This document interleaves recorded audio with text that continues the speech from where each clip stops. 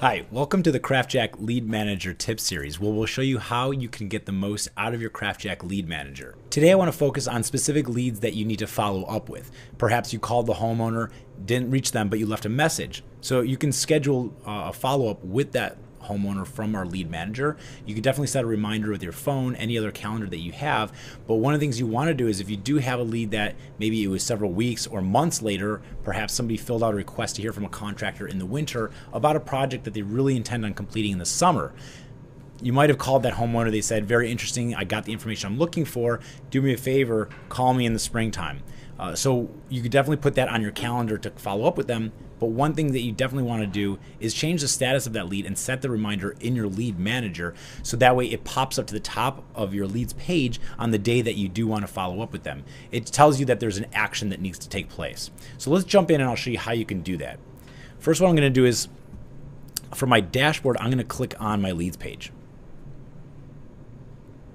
And the first thing you'll see are your active leads. Those are the ones, again, that need attention, that need an action to take place because they're either open, meaning like they're new leads, or you have some sort of scheduled follow-up with them already, like an estimate that needs to be completed or whatever it is. So these are your active leads. If I click on all leads, it'll show me everything. So one of the things I'm going to do is, let's say I call Sly Stallone here, and I left him a nice voicemail telling him who I am, what I can do for them, and to give me a call back. So now it's no longer technically a new lead, but it's not a closed lead. So I'm going to drop down and change the status to not contacted because I have yet to actually speak with them. So I've just changed the status on that, and you can see it says change status. Now the other thing I might want to do is schedule a follow-up. For instance, if I did call the homeowner and they answered, we had a conversation about their project, perhaps I even gave them an estimate.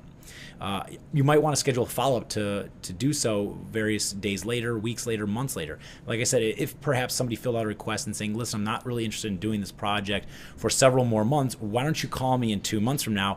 You definitely want to schedule that follow-up. Put it in your calendar, but also do it here. So below the lead status, you'll see it says follow-up. So schedule a follow-up, let's say, we have drop-down days here and months, but also there's a custom date. So I know specifically that this guy said, listen, call me on April 1st.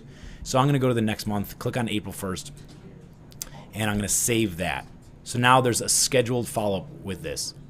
One of the other nice things you definitely want to do is those leads that you didn't talk to, you called the homeowner, they didn't answer for whatever reason, perhaps they were at work and they gave you their home number, you call, you leave a message.